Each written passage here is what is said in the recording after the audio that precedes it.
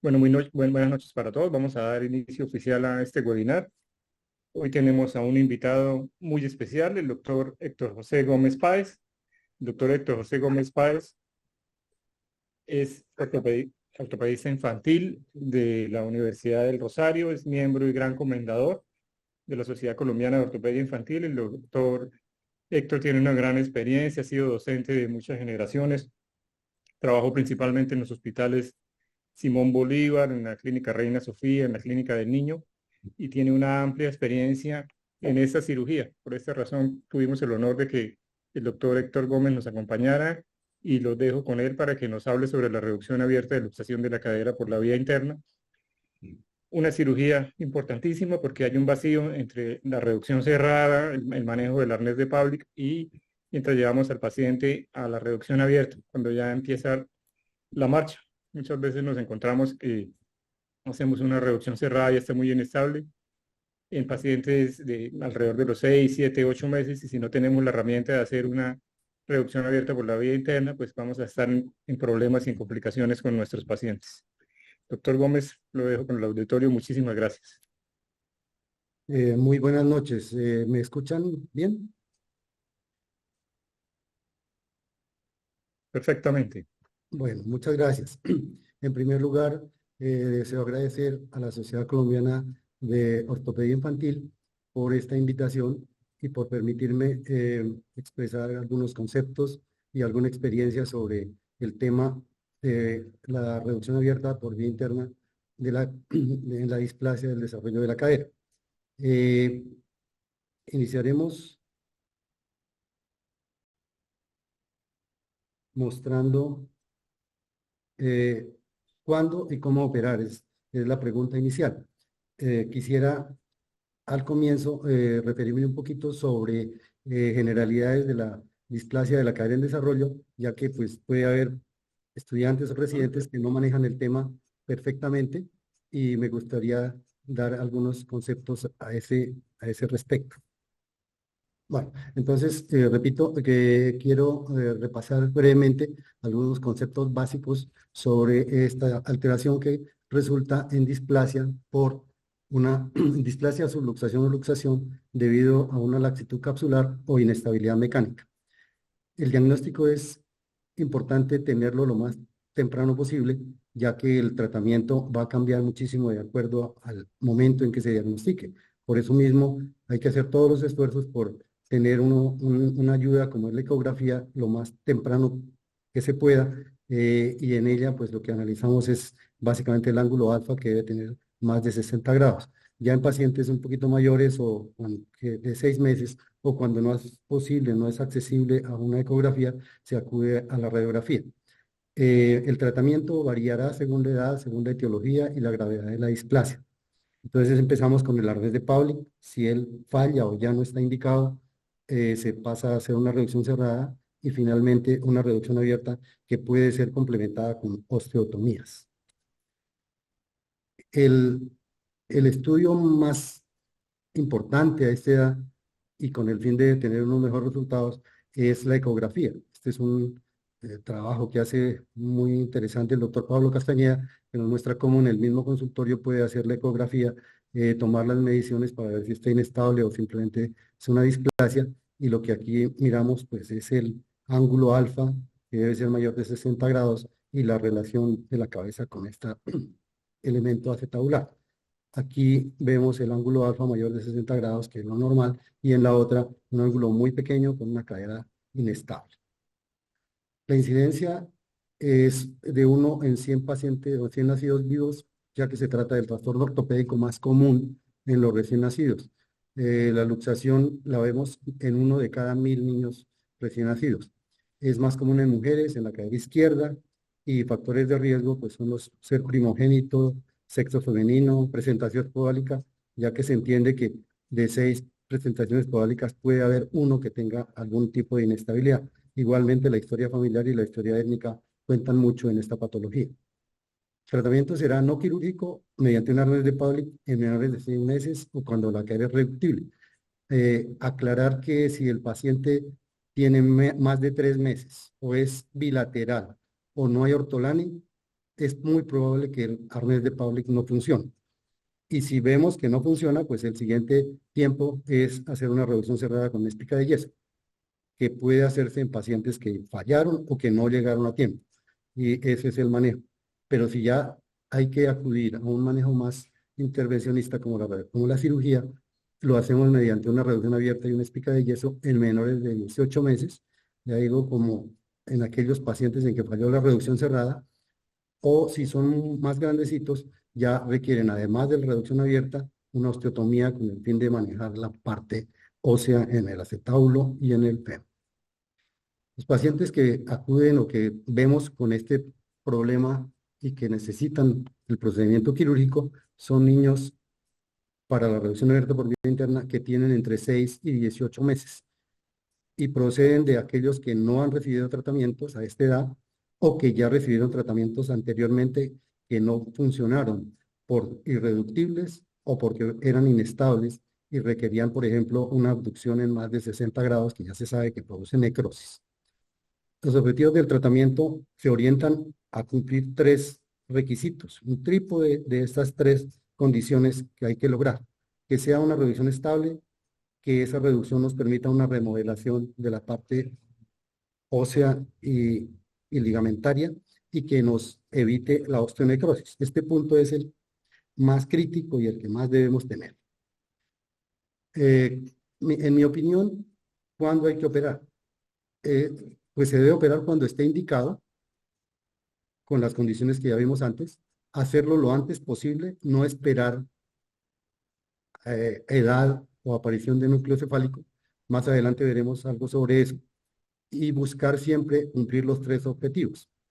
No obstante, tenemos dudas por inestabilidad y por osteonecrosis. Las dudas están descritas en prácticamente todos los artículos, ya que son muy diferentes los resultados en ellos, y muchos de esos nos dejan un poco desconcertados, tanto que en la mayoría de los ortopedistas pediátricos, la idea es que la reducción abierta por vía interna produce muchísima necrosis vascular, no se ve mayor cosa, y que el abordaje o la en vista de los elementos intraarticulares es muy pobre. Entonces, hay discrepancia por edad, por la vía y también un poco por la posición. En cuanto al tratamiento quirúrgico, pues entonces vamos a tener que enfrentarnos a qué hacer, si una vía interna o una vía anterior.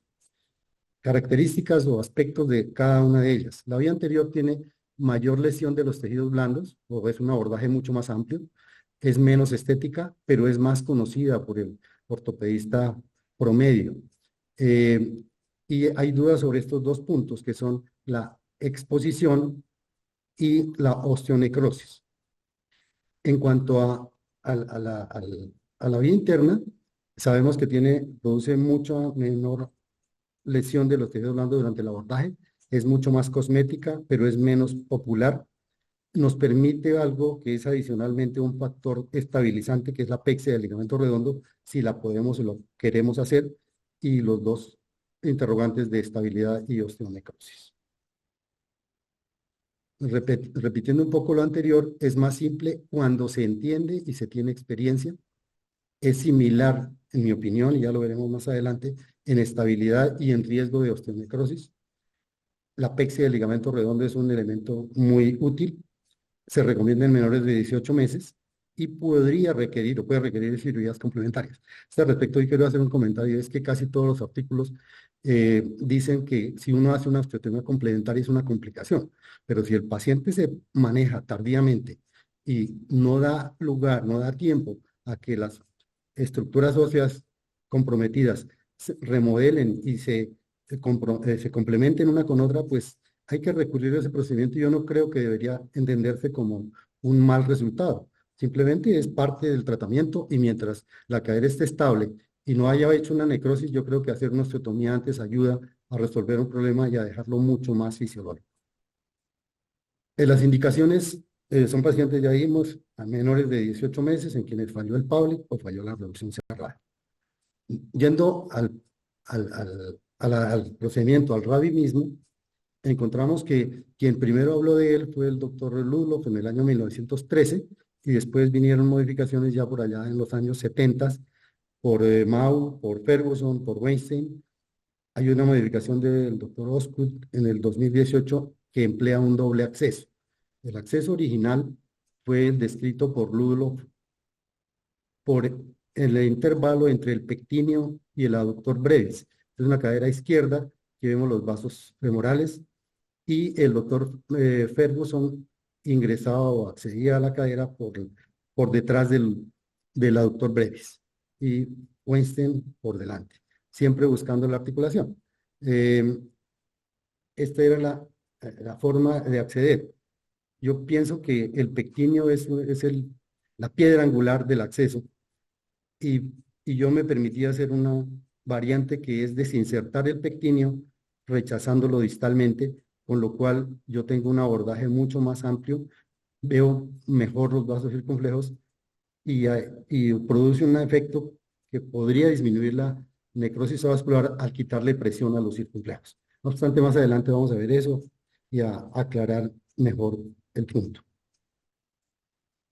Con el fin de dar una visión eh, variada del problema, voy a mostrar unas imágenes, unas gráficas del procedimiento hechos en en diversos sitios. Este lo publica el doctor Wiesel, hecho el capítulo por la doctora Lori Carroll, en la cual muestra cómo es el abordaje, en el cual uno mantiene el paciente, esto es una cosa importantísima, el paciente debe estar en posición de abducción máxima y flexión de unos 90 grados. Yo generalmente por mi talla me doy el lujo de apoyarlo sobre mi abdomen, la rodilla del paciente, y en esa posición mantengo siempre la posición inmóvil. Eh, siguiendo el abordaje, eh, una vez liberado el aductor longus, que aquí no lo vemos, aparece un plano que conforman el pectíneo en la parte anterior, cerca a los vasos o al paquete femoral, el paquete neurovascular femoral, y el aductor brevis hacia atrás, separados ellos por la rama anterior del nervio obturador. Más distalmente está el iliosoas. Aquí vemos los vasos circunflejos que lo abrazan y lo mantienen o puede causar problemas por el pectíneo, como dije anteriormente. Aquí vemos una aproximación de lo que es el paquete y la emergencia de la arteria femoral medial en forma perpendicular y abrazando el psoas. Aquí queda la cápsula y este es el psoas que es rodeado por la arteria femoral medial. Proximalmente a esos vasos vamos a encontrar la articulación y abriéndola se encuentra el psoas ilíaco, el ligamento redondo, el cual tiene diversos manejos. Puede ser o tenotomizado o hacer la transferencia. Otras imágenes para tratar de ubicarnos mejor en esta vista.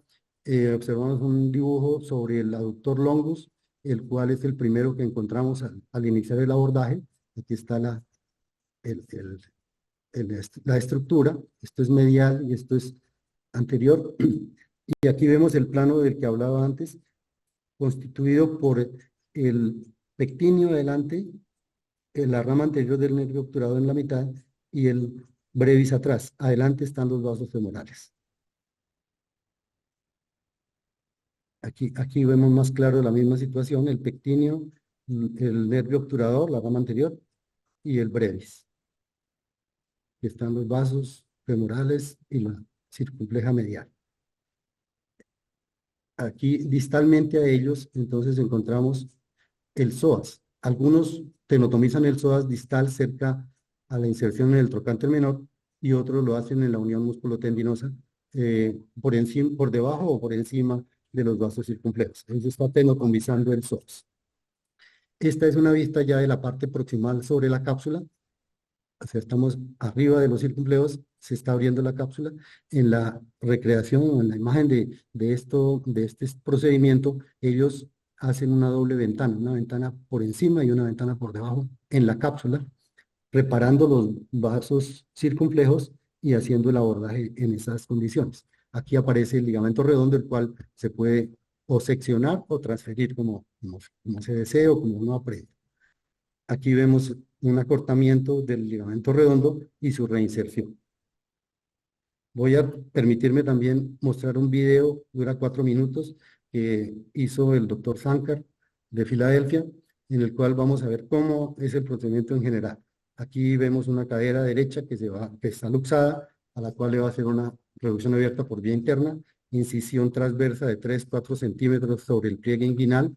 El reparo importante es el tendón del aductor longus, el cual está aquí buscando, abriendo entonces la fascia, disecando y abriendo la fascia de los aductores, fascia que nos permite llegar a la sinovial del tendón del longus, del aductor longus, el cual se desinserta en la eminencia pectínea, bien proximal, y se rechaza distalmente. Y en este momento aparece el plano del que hemos hablado bastante, que es el plano en el cual está el pectíneo por delante, el brevis por detrás y separados por el nervio obturador. Ahí está seccionando un poquito el pectíneo para rechazarlo un poco. Yo lo hago completamente hacia distal, observando en mi disección bien los vasos circunflejos. Ahí precisamente los muestra cómo emergen del paquete femoral y pasan por encima del psoas. A continuación, él comienza la disección distalmente. Hay una grasita de color amarillento que nos orienta hacia hallar el psoas. Ahí está con una palpando el trocánter menor, buscando el tendón del psoas. Ahí lo ubicó y le va a hacer entonces una tenotomía al psoas, que es un paso muy importante para quitar un factor inestabilizante. Y en mi concepto también ayuda, junto con la liberación del pectíneo, a mejorar la vascularidad al evitar el pinzamiento de los circunflejos.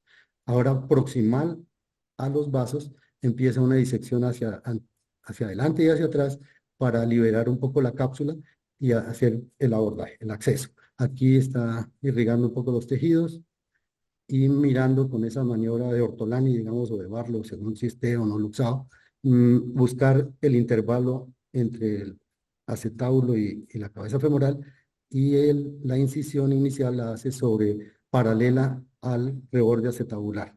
Ahí salió mucho líquido porque le han hecho una artrografía antes de comenzar el procedimiento. Se complementa con un corte vertical que da una mejor visión del interior de la articulación.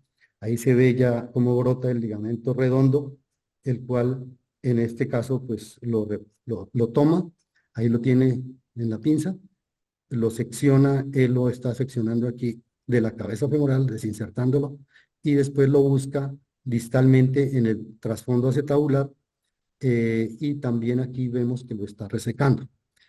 El paso siguiente será hacer una tenotomía del ligamento transverso, y ya ahí la hizo, y ahora con una gubia se procede a eliminar el tejido graso del pulvinar.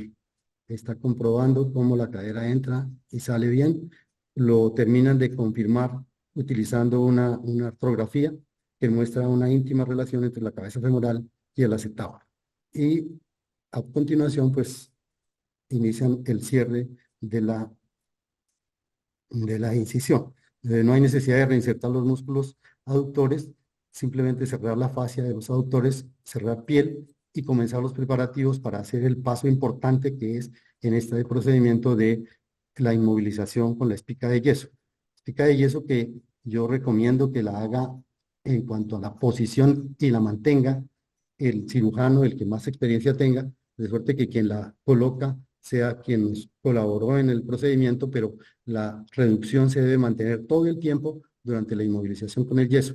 Es una inmovilización que requiere también una flexión de 90 grados casi, y tener mucho cuidado en moldear perfectamente el yeso sobre la región del trocánter mayor, de suerte que no quede un área libre para luxarse. Aquí estamos viendo cómo mejoran un poco el aspecto estético de la espica colocando este yeso acrílico. No es recomendable hacer todo el procedimiento con acrílico porque no deja moldear bien. Y aquí finalizan haciéndole una resonancia magnética para confirmar la posición y finalmente hacen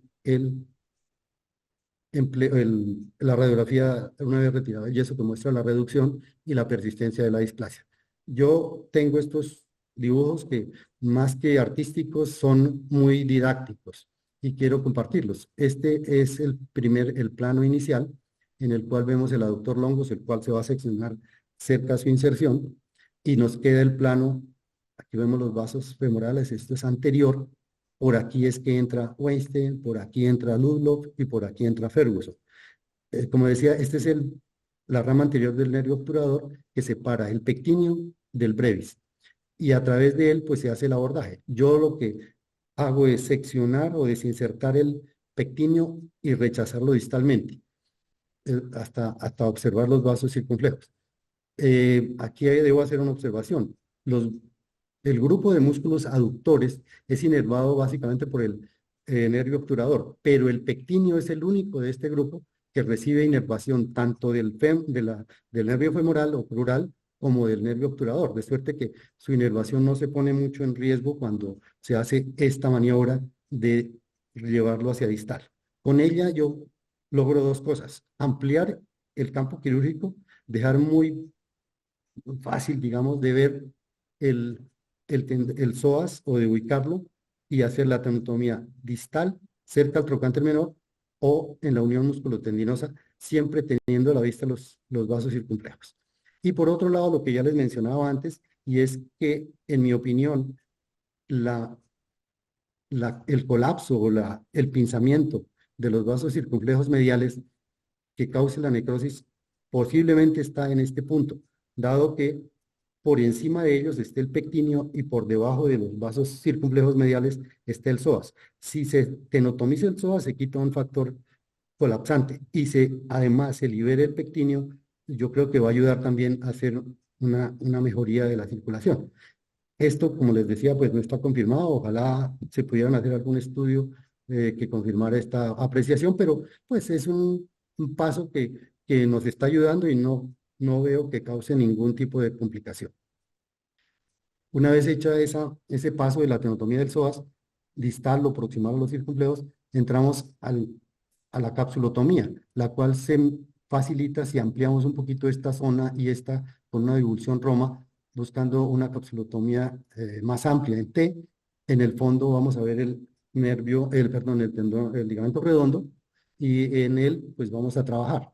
Se deja no se reseca, sino se deja inserto en la cabeza del fémur, se secciona en el trasfondo en el trasfondo del tabular, al tiempo se hace la sección del ligamento transverso y reparamos el tendón, el ligamento redondo, hacemos una incisión en este punto que es preservando o protegiendo o cuidando que no lesionemos el labrum, y ese es un tejido cartilaginoso y blando con periósteo que da acceso al trasfondo acetabular. Y a través de ese orificio que hemos hecho, pasamos el ligamento redondo y lo suturamos de esta forma. Entonces, reducida la cadera, logramos que el ligamento redondo se nos convierta en un factor estabilizante que es de mucha utilidad. En los estudios que he revisado, pues ellos ya ahora hacen la fijación con un elemento más sofisticado, un anclaje óseo, que pues es más seguro, posiblemente, y es un poquito más costoso.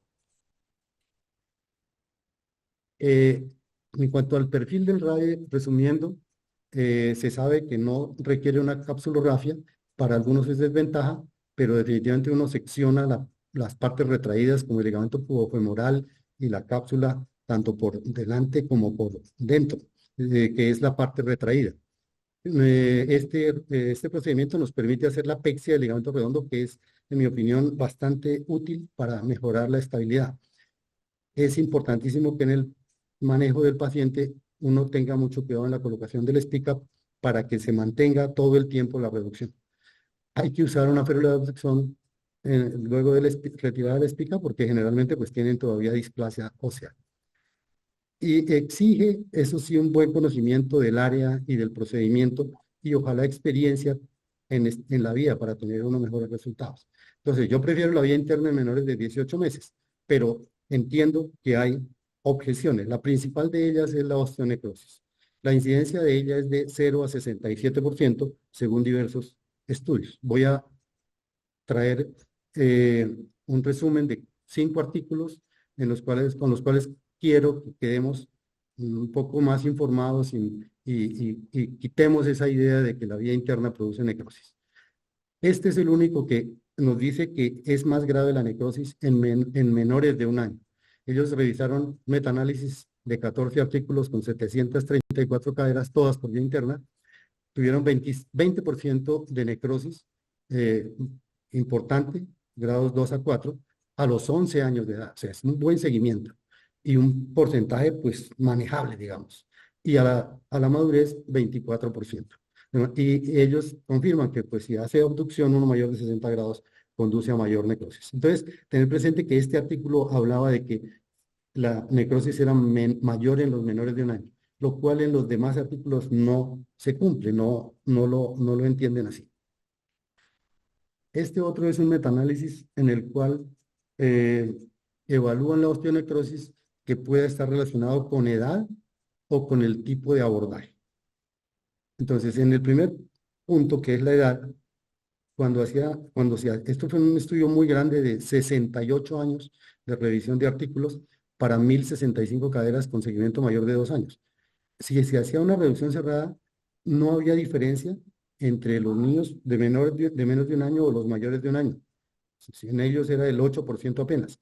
Obviamente, si se hace abierta, la necrosis aumenta mucho, es más del doble, pero igual se mantiene del mismo tono en menores y en mayores de un año.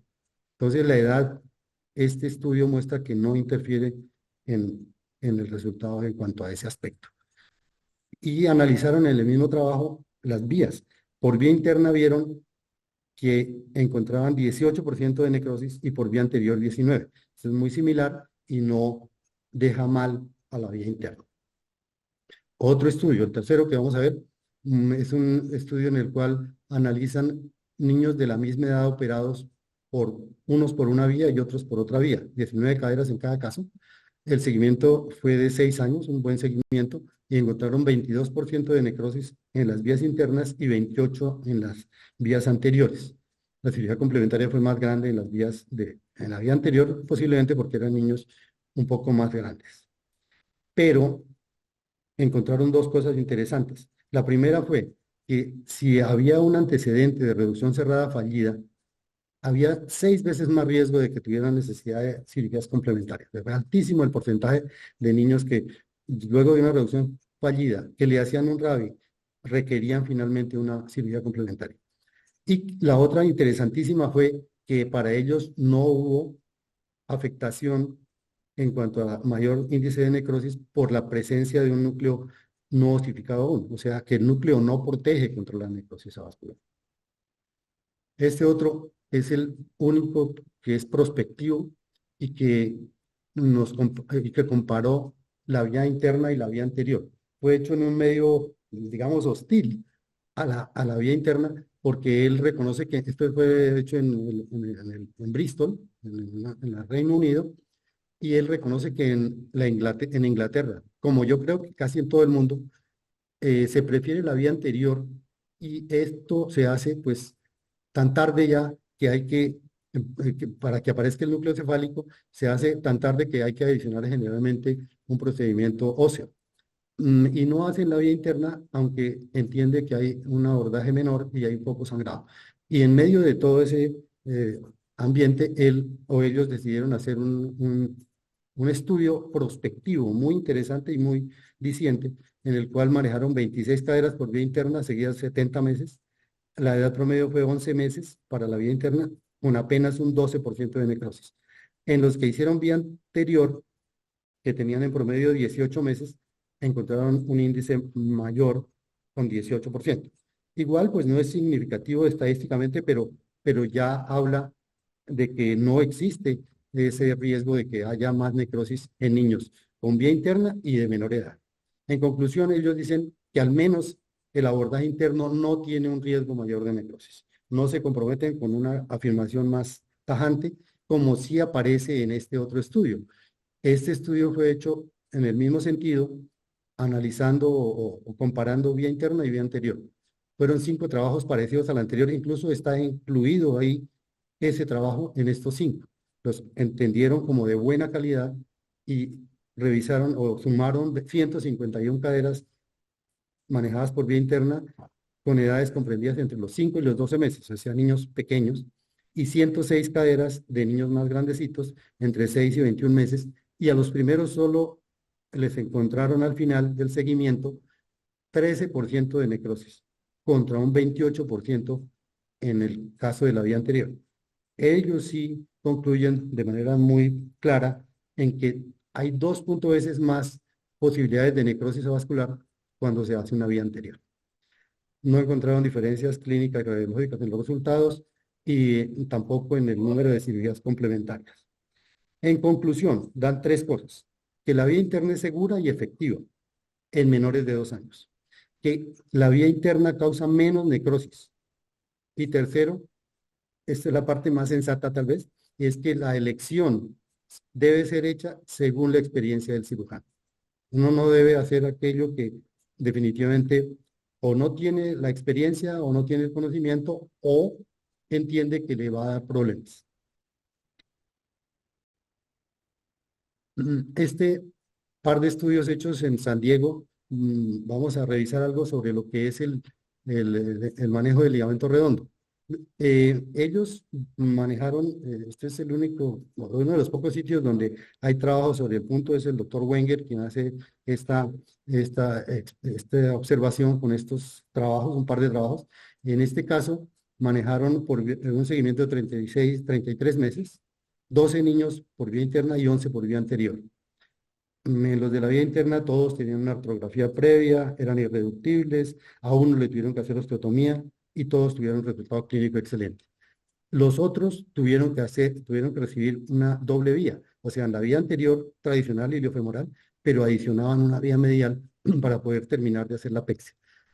Al comienzo hablan de esto, hicieron algunos casos antes de este trabajo, en el cual lo que se hace es un acortamiento del ligamento redondo y una reinserción en su mismo sitio.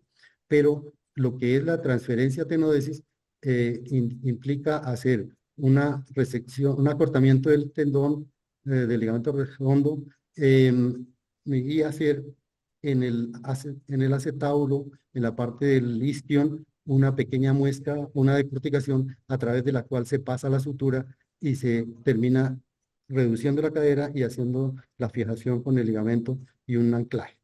Ellos al final dicen que recomiendan la tenodesis porque mejora la estabilidad, aunque falta mayor seguimiento. Ese mayor seguimiento, esto es del año 2008, y el mayor seguimiento lo muestran en el 2021, cuando revisan 38 caderas, unas con reconstrucción, 18, y otras sin reconstrucción del ligamento.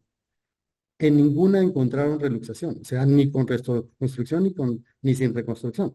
Bueno, habla bien del sitio, pero también pues nos deja una indicación, una observación. Estudiaron muy bien que el ligamento da estabilidad, da propiocepción, sirve para la nocicepción, para irrigación.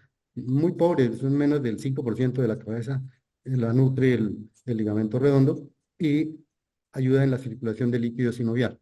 Es una imagen de una caderita de un cerdo, en la cual vemos una amplia inserción del ligamento redondo, el ligamento que cuando se hace la transferencia, hacemos el paso por delante y anterior a su inserción original, y a través de la escotadura asiática se pasa la sutura.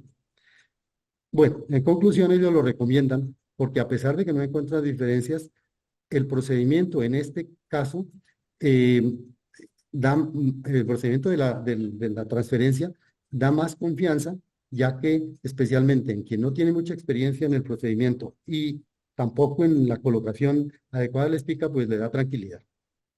Entonces, estos son los 2 trabajos sobre el ligamento redondo. En este momento quiero hacer un paréntesis para mencionar y dar mi agradecimiento, porque el doctor Guillermo Alonso fue mi profesor desde el segundo semestre de medicina y posteriormente en el Instituto Roosevelt fue quien nos motivó y fue nuestro profesor que nos enseñó cómo era este procedimiento. Yo considero que era una persona con unos conocimientos anatómicos y quirúrgicos, con una habilidad y una delicadeza para manejar los tejidos que era impresionante, lo mismo que su caballerosidad y su bondad como ser humano.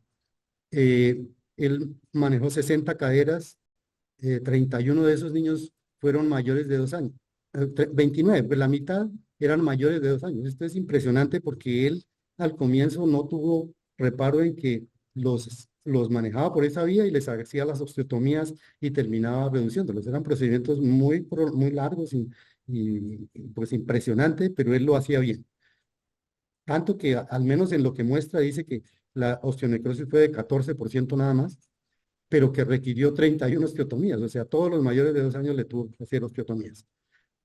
Y esto es una lectura, una conclusión que él da al final de este artículo que publicó la Carta Ortopédica en el año 83. Y dice que al momento actual la vía interna se recomienda solo para pacientes menores de 1 año y en casos muy especiales en los cuales la reducción cerrada falla. Muchos no utilizan esta vía y prefieren la iliofemoral. Consideramos que preferir una de ellas es parte de la experiencia. Estaremos atentos al seguimiento futuro para mayores informes. Ahí está él mostrándonos su honestidad y lo bien que manejaban las cosas. Bueno, hasta aquí lo bonito. En este momento quiero mostrar la verdad de lo que pasa cuando tenemos que operar los pacientes.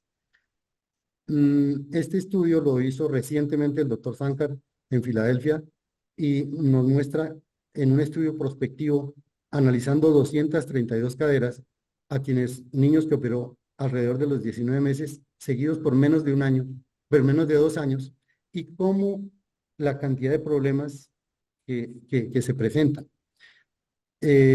Esto lo digo porque es peor cuando el seguimiento es en adolescentes o en pacientes jóvenes en quienes están a punto de que sean manejados mediante reemplazos articulares, que son porcentaje que entiendo que supere el 50-55%, que requieren una nueva cirugía, una cirugía definitiva.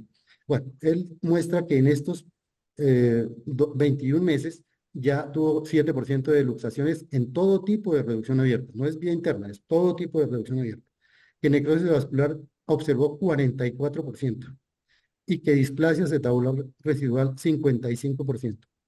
Ella pues se manejó con osteotomía, que fue menos frecuente cuando habían recibido la misma osteotomía al momento del procedimiento inicial, pero si no le habían hecho osteotomía en el momento inicial, llegaba a ser 78% de las veces necesaria una osteotomía complementaria.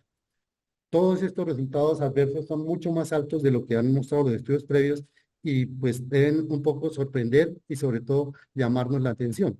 Llamarnos la atención sobre que hay que mejorar la información a todo nivel, a las entidades de seguridad social, a los médicos en general y a nosotros como especialistas, y tener en cuenta que hay que hacer lo posible por diagnosticar precozmente el problema y también aclarar las expectativas a todo el mundo y no considerar que el procedimiento nos va a resolver todo. Concluyendo sobre la vía interna, yo pienso que ni la edad ni la vía causan una osteonecrosis que nos haga evitar hacer ese procedimiento. O sea que yo lo recomiendo. A pesar de que estos estudios son limitados porque son observacionales de tipo 3 y 4 y que no consideran en muchos de ellos ni tratamientos previos y los seguimientos son cortos, creo que todo lo que he mostrado me reafirma la impresión de que es un procedimiento benigno. Es recomendable, pues como siempre, que haya estudios prospectivos controlados para tener unas conclusiones que sean más confiables.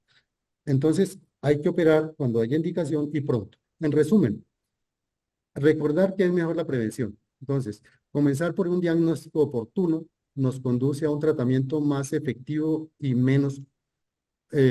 con menos complicaciones y consecuencias más graves.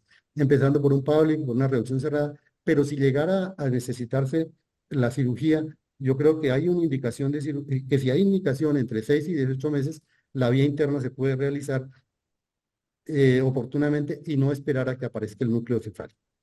La reducción abierta por vía interna tiene ventajas. Es menos invasiva, es más cosmética y no produce mayor necrosis. La estabilidad mejora si se hace la apexia del ligamento redondo. Liberando el pectíneo, es posible que se disminuyan los índices de necrosis. Como les digo, eso es una observación personal. Y en último, y creo que lo más importante, es entender que el aprendizaje de la vía, del procedimiento y la experiencia conducen a mejores resultados. Bueno, observando estas imágenes y viendo la alegría de estos niños reflejada en sus rostros, yo quisiera que pensemos en la felicidad y en el bienestar que podemos lograr con el manejo adecuado de nuestros pacientes. Bueno, les agradezco mucho, espero sus comentarios y preguntas. Doctor Gómez, muchísimas gracias. Excelente conferencia, creo que todos aprendimos. Y antes de empezar las preguntas, aprovecho la oportunidad para hacer una invitación a todos para nuestro curso. Ya después de esta excelente explicación y revisión de la literatura y de la técnica que nos hizo el doctor Gómez, tenemos un curso en nuestro centro de entrenamiento especial en Bogotá, en Sopó, muy cerca de Bogotá, que es el CLEMI, para quienes no lo conocen. Va a ser el marzo 14 y 15 del 2024 de este año. Es reducción abierta por la vía interna de luxación de la cadera y es un curso teórico práctico sobre el componente anatómico. Es decir, vamos a tener especímenes anatómicos, vamos a tener especímenes de fetos y también vamos a ver si lo podemos también realizar en especímenes adultos para ver mejor la anatomía. Están cordialmente invitados, ya les vamos a mostrar el póster y les estaremos informando sobre este excelente curso práctico. Los instructores van a ser el doctor Gómez, que nos habló hoy, el doctor Arturo Sarmiento y el doctor Diego Ortiz. Entonces dejamos el espacio para las preguntas que tengan las dudas para el doctor Gómez. Tenemos algunas preguntas para el doctor. Pregunta el doctor Giovanni Oleas una serie de dudas. La primera es, ¿cuál es la menor edad en la que se puede realizar una reducción abierta de cadera? ¿Me escuchan? Sí, señor. Bueno, yo considero que el procedimiento es, es posible. Yo he hecho pacientes con una luxación, incluso teratológicas y algunos casos muy complicados en niños de 3, 4 meses. Obviamente este procedimiento generalmente se hace en niños de 7, 8, 9 meses, en su mayoría, dado que casi todos han pasado por una falla en el empleo del arnés de Pavlik o una falla en una reducción cerrada. De suerte que pues puede uno hacerlo a edad muy temprana y es posible. Igual cuando hace uno una capsulotomía para una artritis séptica, esa es una vía que uno puede emplear. Pregunta también el doctor Giovanni que ¿desde qué edad considera usted seguro realizar un estudio de resonancia magnética de la cadera? Bueno, yo pienso que generalmente la ecografía nos da una muy buena información en los primeros 6 meses más o menos. Mm, Después, la radiografía es muy útil y yo creo que con la radiografía podemos defendernos hasta el punto en el cual hayamos visto o observado una falla en la calidad de la reducción. Esto usualmente yo no creo que ocurra antes de los 18, 20 meses, cuando uno empieza a tener dudas sobre la calidad de la reducción y la necesidad de hacer una osteotomía complementaria. De suerte que yo creo que una resonancia antes de ese tiempo, pues hay que analizar que requiere anestesia general, que podría, pues hace que sea un procedimiento un poco más complejo de realizar y posiblemente no sea de gran utilidad hasta el punto en el cual uno o tiene que hacer una revisión de un resultado no muy bueno de la reducción, o más bien es cuando toca pensar en una cirugía ósea. También pregunta el doctor Oleas si recomienda algún cuidado extra al realizar reducciones abiertas con complicaciones de intento de reducción cerrada previo, como por ejemplo hacer una inversión del labrum o una interposición de la cápsula articular. Bueno, sí, pues ahí vimos estudios en los cuales es claro que el antecedente pues fallido de una reducción cerrada conduce a resultados más complejos. Y obviamente aquellos casos en los cuales ha fallado es porque posiblemente es un caso difícil en el cual el aurum está completamente invertido, está obstruyendo el paso.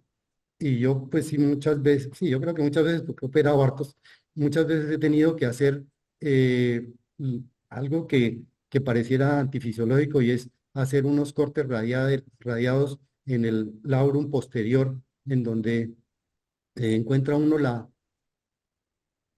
¿Me escuchan? Sí. Sí, sí, señor. Bueno, en el labrum, en la parte posterior, que está impidiéndonos llevar la cabeza femoral hacia adelante y hay ocasiones en las cuales no hay otra alternativa sino hacer los cortes, no resecando el labrum, pero sí haciendo unos cortes que pues yo creo que van a lesionar un poco esa estructura que es tan importante en la osificación posterior del acetábulo, pero a veces uno tiene que llegar a hacer eso cuando ha habido tratamientos previos.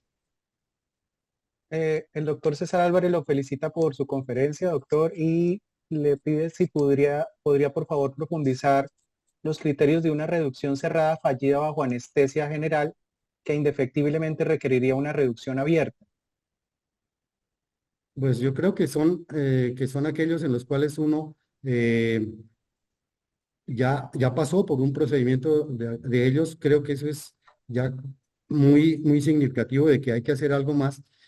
Tanto que en muchos casos cuando se reluxa un paciente dentro de un yeso, el siguiente tiempo es hacerle, a pesar de que parecía que había reducido bien, es hacerle una reducción quirúrgica. Entonces yo creo que una reducción cerrada fallida lo es. Lo mismo que aquel paciente en el cual uno ve que la cadera es una cadera altísima, con un acetábulo muy displásico y que uno va seguro a fracasar si intenta una reducción cerrada. Obviamente, uno va con el plan de hacer una reducción abierta, pero la idea de hacerlo pues está marcada porque uno cuando empiece el procedimiento haga un intento de reducción cerrada.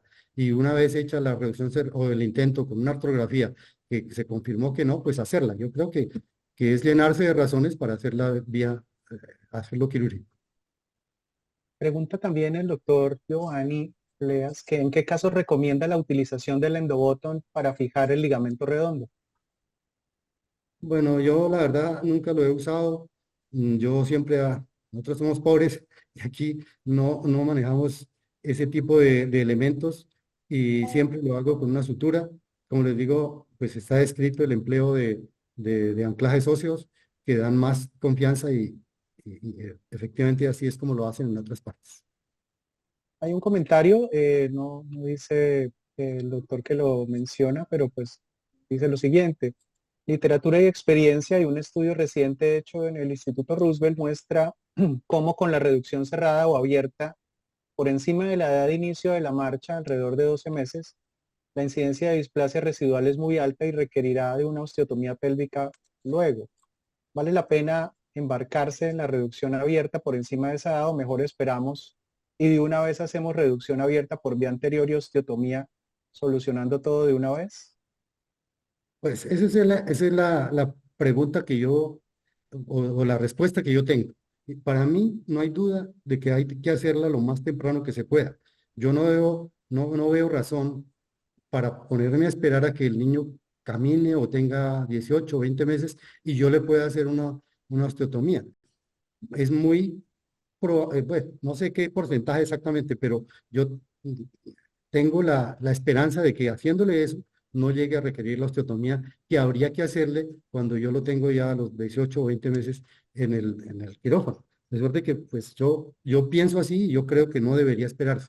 Aparte están esos estudios que yo revisé, muestran que la edad no interfiere en cuanto en estudios grandes, que no interfiere con o no aumenta el índice de necrosis, ni la vía ni la edad del paciente. La verdad que yo no apoyo la idea de esperar a que el niño sea mayor. Perfecto, doctor. El doctor Gilberto Herrera pregunta, ¿cuánto tiempo dejan los pacientes con espica para estos procedimientos?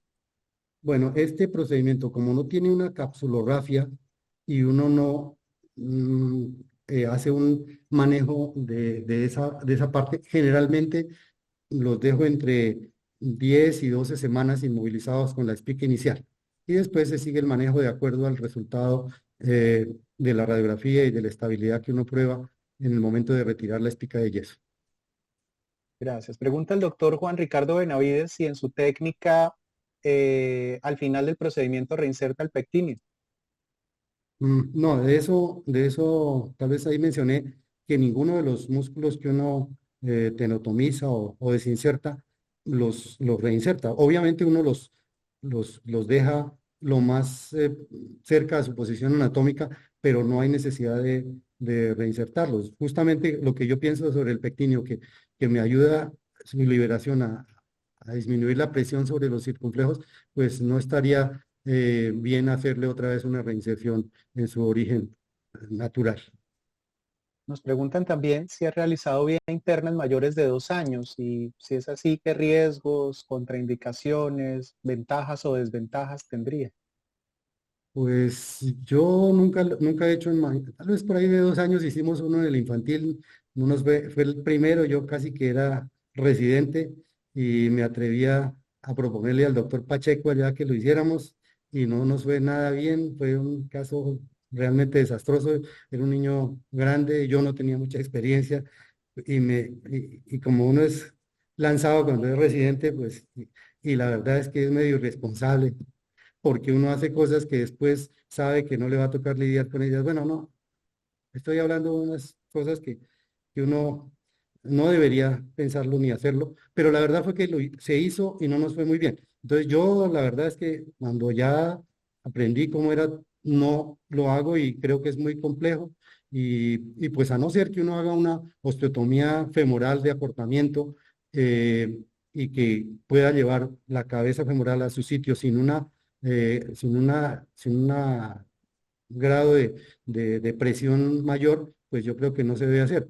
De hecho, casi todos los pacientes que yo he operado, todos son menores de 18 meses y pues han ido bien. Nos pregunta el doctor Sergio Sánchez qué importancia le da a una artrografía previa a la cirugía.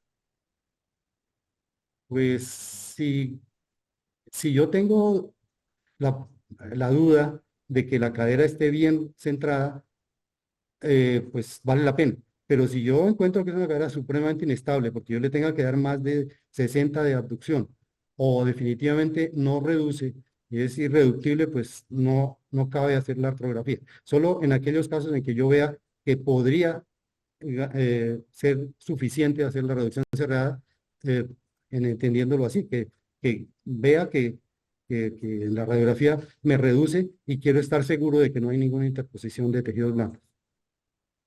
Gracias, doctor. El doctor Manuel Camacho pregunta qué porcentaje tiene de lesión de los vasos circunflejos y Eh, cuánto aumentaría esto la necrosis avascular, pregunta él. Pues yo personalmente no tengo ningún estudio en que pueda yo mostrar eso. Es la literatura la que muestra que la necrosis vascular es extraósea y pues un punto crítico es ese paso entre el psoas y el pectíneo. De suerte que yo no ni encontré ningún artículo, no les sabría decir yo qué porcentaje o qué tan grande puede ser la proporción de necrosis. Doctor Leandro Fernández lo felicita por su charla, doctor, y le pregunta cómo hace los controles post-reducción. ¿Utiliza TAC con cortes a nivel del cartílago trirradiado, por ejemplo? Mm, Generalmente en los sitios donde yo he trabajado no disponemos o no disponía de ese tipo de ayudas y apelábamos simplemente a una radiografía una vez hecha la inmovilización. Y doctor, ¿realiza siempre la apexia del ligamento redondo para mejorar la estabilidad? Yo siempre me esfuerzo en hacerla siempre y cuando se encuentre. Como les decía antes, como siempre se operan niños pequeños que frecuentemente no han caminado, el ligamento está un poco elongado, pero no se rompe. Entonces, si yo lo encuentro, yo busco la manera de utilizarlo en la estabilización. Pregunta el doctor también si tiene experiencia con anclajes óseos. Eso creo que ya quedó respondido, pero entonces, ¿Qué sutura utiliza usted, doctor, en ese caso? Yo utilizo una sutura no absorbible, cero o ceros, eh, uno o dos puntos al tejido vecino, que es un tejido cartilaginoso y perióstico, blando, que me permite pasar y hacer un par de puntos de anclaje. Como veo inmovilizado, pues obviamente no exige tanta fijación. Nos pregunta desde el Perú el doctor Vladimir, que lo felicita por su conferencia. Quería preguntarle si el mal uso del arnés de Paulick o falla del mismo produce cambios a nivel del fémur o el acetábulo y qué tan difícil eso haría la reducción.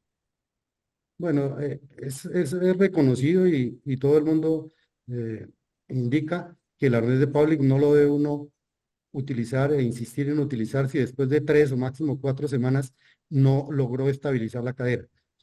Eventualmente los pacientes no vuelven o uno no tiene el cuidado de suspenderlo a tiempo y pueden ser más bien un problema muy serio porque mantienen y aumentan el desplazamiento póstero superior de esas cabezas femorales y van a complicar tanto una reducción cerrada como una reducción abierta.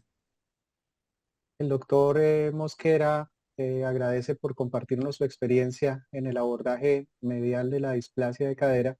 Pregunta si en los casos siempre que ha tenido, pues que ha hecho la apexia del ligamento redondo, si ha tenido alguna complicación. Pues, pues que yo sepa, tal vez no. Yo no he tenido ningún caso de reluxación, por ejemplo, que sería lo más lógico pensar en que es la manera de saber que hubo una falla.